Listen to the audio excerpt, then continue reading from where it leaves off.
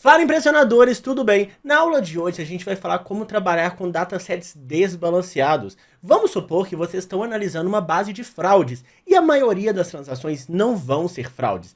Até porque fraudes é uma ou outra, só que quando a fraude acontece, ela tem um impacto gigantesco financeiro para a empresa e a gente precisa conseguir prever essas fraudes. Então, na aula de hoje eu vou dar algumas dicas de como vocês podem trabalhar com datasets desbalanceados nos seus projetos de ciência de dados. Mas antes da gente continuar, vou pedir para vocês deixarem um like, seguir a gente se você ainda não segue e também comentar aqui quais outros assuntos vocês querem que a gente traga nessa sequência de vídeos sobre ciência de dados. Então beleza, deixou o like, bora lá! Para começar a trabalhar com datasets desbalanceados, eu quero utilizar uma base bem simples, para vocês entenderem os conceitos e depois, no final desse vídeo, eu vou dar uma base para vocês caso vocês queiram evoluir e aplicar esses mesmos conceitos em um dataset real. Mas primeiramente, vamos começar com essa base aqui, que tem apenas 3 colunas: saldo em conta, saldo em investimento e a situação do cliente. Ou seja, se esse cliente vai ser um cliente que vai deixar de me pagar, ou seja, que vai ser um cliente devedor ou não. Então vamos entender essa base e vamos começar importando a base que está aqui disponível para vocês. É só vocês fazerem um download da base, colocar na mesma pasta e fazer exatamente esse mesmo processo. Então, para importar, vocês só precisam fazer o download dessa base, colocar na mesma pasta desse arquivo e aí a gente vai fazer o import diretamente utilizando o pandas. Import pandas SPD e a gente pode chamar de base. Vai ser pd.readExcel, porque essa base está em XLS, e aqui eu vou passar o nome dessa base, que é exatamente base inadimplência.xlsx. Isso aqui é só a importação da base, e agora eu vou visualizar os registros dessa base, que é saldo em conta, saldo em investimento e a situação do cliente.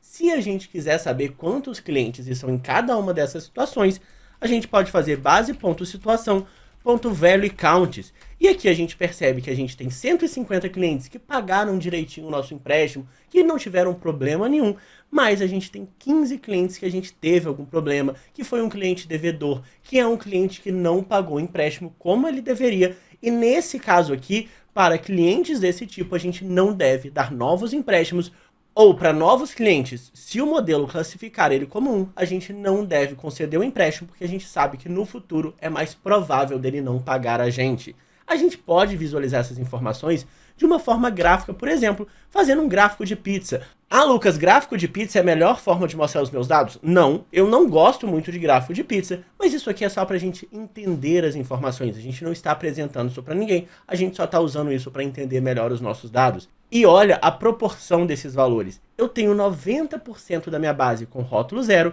e só 9% com rótulo 1. Então a gente tem um dataset desbalanceado. Inclusive, se a gente visualizar isso aqui de forma gráfica, observa que a gente tem muito mais pontos em roxo do que pontos em amarelo. Tá, Lucas, mas como eu posso resolver esse problema? E tem duas formas a gente fazer isso. Essa classe que tem mais registros a gente chama de classe majoritária, ou seja, que tem mais quantidade. Já essa classe que tem menos registros, a gente chama de classe minoritária. E por que que isso é importante? Porque ou a gente pode reduzir a quantidade de registros da classe que tem mais registros, da classe majoritária, ou aumentar a quantidade de registros dessa classe aqui em amarela, que tem menos registros, que é a classe minoritária. E quando a gente faz isso, quando a gente reduz a quantidade de registros da classe majoritária, da classe que tem mais registros, é o que a gente chama de undersampling, porque a gente está reduzindo a nossa base. Então, nesse problema aqui, a gente tem 15 registros em amarelo. Para poder fazer o undersampling, a gente também teria 15 registros em... Para fazer o undersampling, a gente também teria 15 registros em roxo, então seria 15 mais 15, e no total a gente reduziu a base com somente 30 registros, sendo 15 amarelo, 15 roxo. Já se a gente quiser fazer o outro processo, que é aumentar o registro da classe minoritária, da classe que tem menos registros, é o que a gente chama de oversampling. Então aqui a gente tem 150 registros em roxo. Agora a gente também vai ter 150 registros em amarelo, então no total a minha base passa a ter 300 registros. Eu estou fazendo o oversampling, eu estou aumentando a minha base. Tá, Lucas, qual é a melhor técnica? Qual é a melhor solução? O principal é vocês entenderem esses conceitos e entender o seu problema. Se eu só tenho 15 registros da classe minoritária, fazer um modelo com 30 registros talvez seja muito pouco. Se eu tenho muitos registros da classe minoritária, talvez reduzir a... Se eu tenho muitos registros da classe minoritária, por exemplo, eu tenho 100 mil registros da classe que tem menos registros e da outra classe eu tenho 2 bilhões, talvez faça sentido reduzir essa classe que tem muitos registros para a gente não ficar com um modelo tão pesado, com uma base de dados tão pesada e ser mais performático. Então entendam o seu modelo e até testem as duas soluções. Testem para ver como ficaria com undersampling, testem para ver como ficaria com oversampling e vão selecionando baseado no que vai ser melhor para o seu modelo. E aí, nessas duas formas a gente tem técnicas diferentes de fazer tanto o undersampling quanto o oversampling, e todas essas técnicas estão disponíveis na biblioteca Imbalanced Learning, que eu também deixei aqui na descrição. Então, ó, só clicar aqui vocês vão ter todas as informações dessa biblioteca, e eu vou mostrar aqui o que for principal. Primeiro, vocês precisam fazer a instalação, mesmo que vocês usem o Anaconda. Essa biblioteca não vem junto com o Anaconda, e para instalar é só clicar no Enter aqui e fazer o pip install Imbalanced Learning.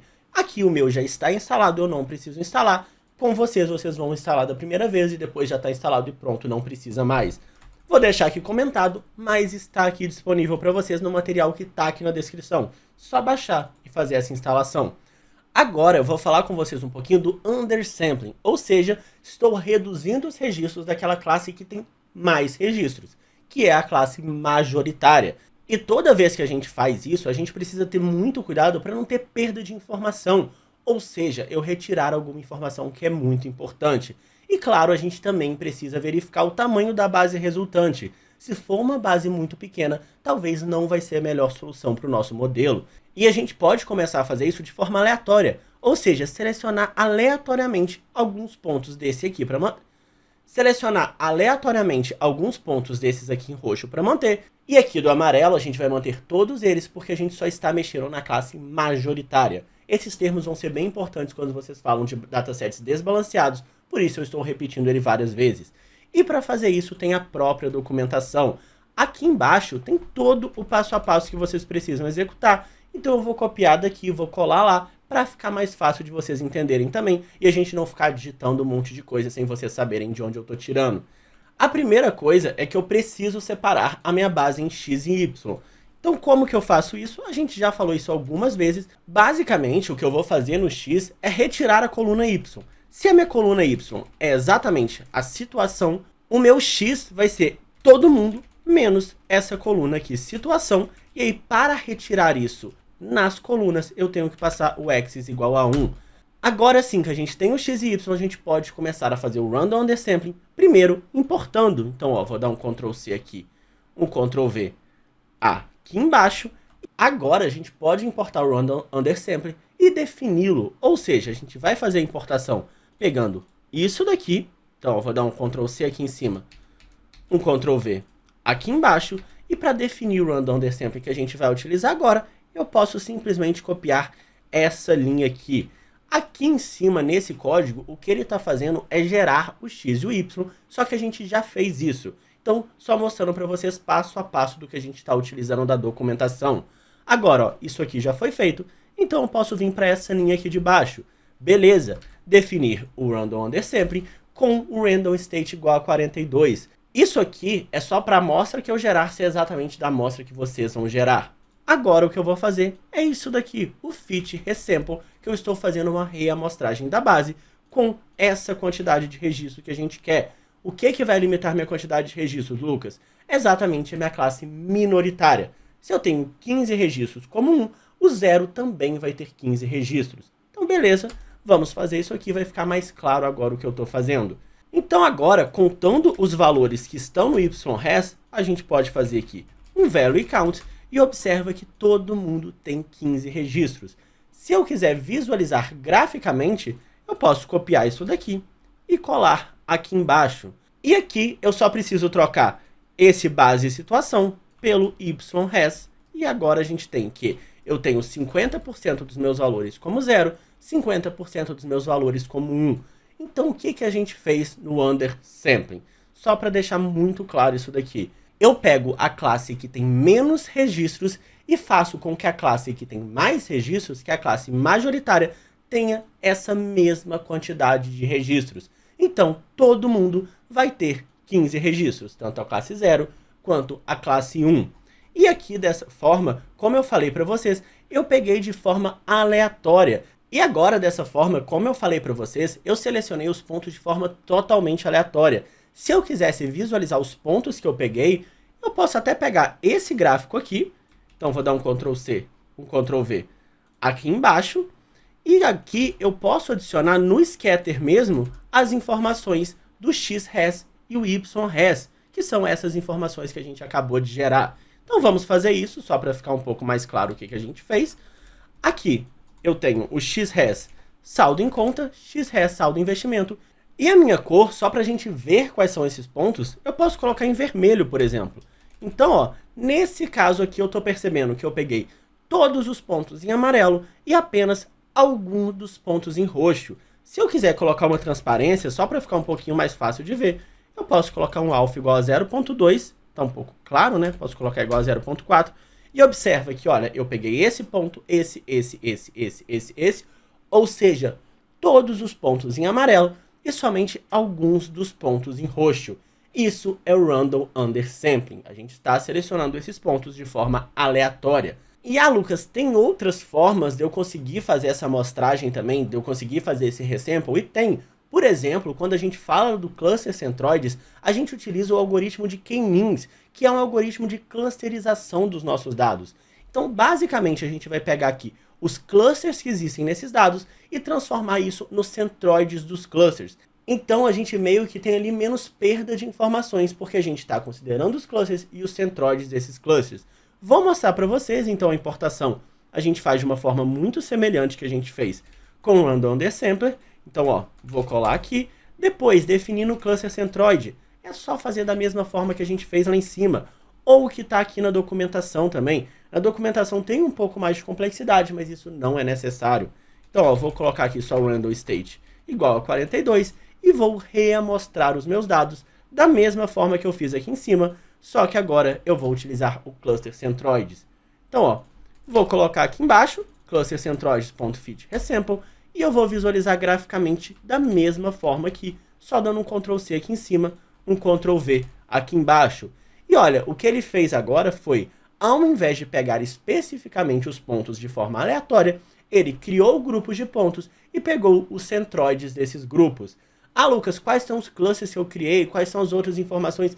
Não vou entrar muito nisso agora, tem tudo aqui na documentação, mas para essa aula não ficar muito longa também. Existem outras formas? Sim, com o Near Miss, por exemplo, o que a gente vai fazer é, ao invés de olhar para todos esses pontos aqui, a gente vai olhar para os pontos que estão mais próximos da classe minoritária, ou seja, dos pontos mais próximos a esses pontos aqui em amarelo. E de novo, tem aqui toda a documentação, vou copiar aqui embaixo com vocês, ó, vou fazer a importação do Near Miss, e o resample, observa que é exatamente a mesma coisa.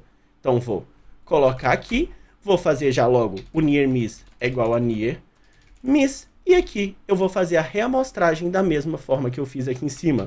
Vou dar um Ctrl+C aqui, um Ctrl+V aqui embaixo, e trocar esse CC pelo NM. Se eu quiser visualizar agora esse resultado, posso dar um Ctrl+C aqui, um Ctrl+V aqui embaixo, e observa o que foi feito agora. Aqui ele pegou os pontos mais próximos à classe minoritária, aos pontos em amarelo. Então, só para vocês entenderem algumas formas que a gente tem de fazer a subamostragem, o undersampling, é basicamente pegar pontos de forma aleatória. A gente pode também considerar a clusterização desses dados, pegar o centroide dos clusters, a gente pode pegar os pontos que estão mais próximos aqui à classe minoritária, e tem várias outras formas de fazer isso, que eu também deixei aqui na documentação, inclusive a documentação até se aprofunda um pouco mais nisso.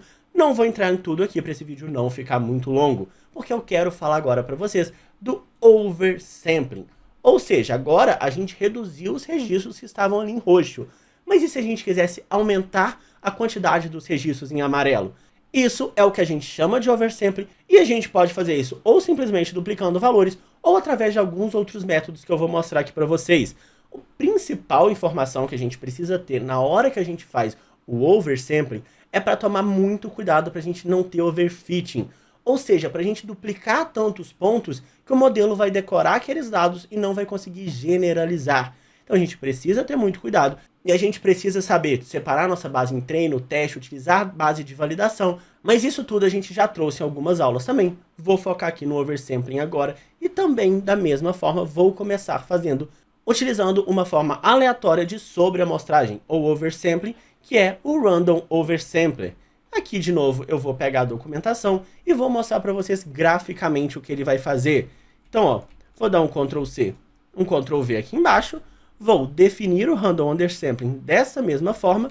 Aqui, como eu já falei para vocês, ele só está criando o x e y, mas a gente já tem o nosso x e y. Agora, eu posso refazer a nossa amostra dessa mesma forma aqui. Então, vou dar um Ctrl C, um Ctrl V aqui embaixo. E agora, se a gente contar os valores, olha o que vai acontecer. Quando eu faço yres.valueCounts, aqui, ao invés de ter 15 valores no 0 e 15 valores no 1, eu tenho 150 no 1 e 150 no 0. Então, o que eu fiz? Inicialmente, eu tinha 150 no 0 e 15 no 1. Agora, eu estou pegando essa quantidade de registros que tem classe 1 e aumentando essa quantidade. Exatamente o conceito de oversampler que eu falei para vocês. Se a gente quiser visualizar isso num gráfico de pizza, a gente, de novo, vai ter isso aqui com 50-50. Vou colocar aqui embaixo, só para vocês visualizarem. Então, ó, eu tenho 50% dos meus valores em 0, 50% em 1, da mesma forma que o undersampling, só que agora eu tenho mais registros. Anteriormente a gente tinha 30, agora a gente tem 300. E se a gente quiser visualizar graficamente os pontos que foram gerados, eu posso copiar esse gráfico aqui e colar aqui embaixo. Então, quando eu visualizo graficamente, olha o que aconteceu. Esses pontos aqui foram todos selecionados e esses pontos aqui foram selecionados várias vezes. Então, a gente está repetindo esses pontos inúmeras vezes e a gente até vê essa cor aqui um pouco mais forte, porque quando a gente utilizava uma única vez esses pontos, a cor era muito mais fraca. Ah, Lucas, posso ver essa base de dados? Posso abrir aqui o X e visualizar qual foi o X-Res que ele criou? Com certeza, fiquem à vontade. Não vou me aprofundar muito nisso, porque visualmente a gente já consegue ter essa informação. Um parâmetro muito importante do Random Oversampling é que se a gente não quiser que ele gere exatamente esses pontos, a gente pode colocar como se fosse uma suavização nos dados. Então ele vai considerar esse ponto como referência, mas ele vai colocar algo um pouco mais próximo aqui nessa região, ao redor do ponto que a gente tinha inicialmente. E eu vou colocar aqui para vocês visualizarem também. Então, ó, vou dar um Ctrl C aqui, um Ctrl V aqui embaixo e vou adicionar esse parâmetro que é o Shrinkage. E eu posso colocar ele como, por exemplo, um valor 0.5. Eu vou refazer a minha amostra, então vou dar um Ctrl C aqui, um Ctrl V aqui embaixo e de novo visualizando graficamente, observa que por mais que a gente use esses pontos como referência, eles estão um pouco mais em volta, eles não estão exatamente em cima. Ah, Lucas, e se eu diminuir aqui para 0.1? Ele vai ficar mais próximo. Se eu coloco isso aqui 5, eles vão ficando cada vez mais distantes à medida que eu aumento esse parâmetro aqui. Vou deixar em 0.5 porque eu gero uma suavização, mas nada que possa prejudicar muito os nossos dados. Outra forma da gente também fazer o oversampling é utilizar o KNN. Ou seja, a gente vai pegar um ponto, olhar ali os pontos que estão próximos, os seus vizinhos, eu pego um desses vizinhos e entre o ponto que eu peguei e o meu vizinho, eu escolho uma distância aleatória para criar um novo registro. E a gente pode fazer isso tanto utilizando o Smote quanto o AdaZin. O Smote ele vai pegar meio que de forma aleatória. Já o AdaZin vai dar preferência por pontos da classe minoritária que tem mais pontos da classe majoritária próximas a ele. Então é um raciocínio parecido com o Near Miss, que a gente pegou pontos da classe majoritária mais próximos à classe minoritária, só que agora o que ele faz é dar preferência para pontos da classe minoritária que tem pontos da classe majoritária mais próximos a ele. Vou mostrar para vocês, visualmente fica mais fácil de entender. Tudo está aqui na documentação também. Vou dar um Ctrl C, um Ctrl V aqui nessa documentação. Então, ó, vou importar o Smote. Todo o processo vai ser muito parecido. Então, aqui eu posso chamar de S, por exemplo. Vai ser Smote, posso colocar o Random State igual a 42. E a reamostragem vai ser da mesma forma. Vou dar um Ctrl C aqui em cima, um Ctrl V aqui embaixo. só para a gente ser um pouquinho mais rápido. E aqui, se a gente quiser visualizar graficamente, também posso copiar isso daqui e colar aqui embaixo. Olha o que aconteceu. Por exemplo, ele pegou esse ponto, pegou esse aqui, selecionou alguns pontos de uma distância aleatória. Fez isso para esse ponto, fez isso para esse, fez isso para cada um desses pontos. Então, diferente do Random Oversampling, ele está pegando pares de pontos e gerando novos pontos em algum lugar entre esses dois pontos que ele pegou. Vou mostrar para vocês agora a diferença do ADAZIN. Vou dar um Ctrl C, um Ctrl V aqui. A lógica é muito parecida, então vou só trocar as informações. E agora, graficamente, olha como vai ser essa situação.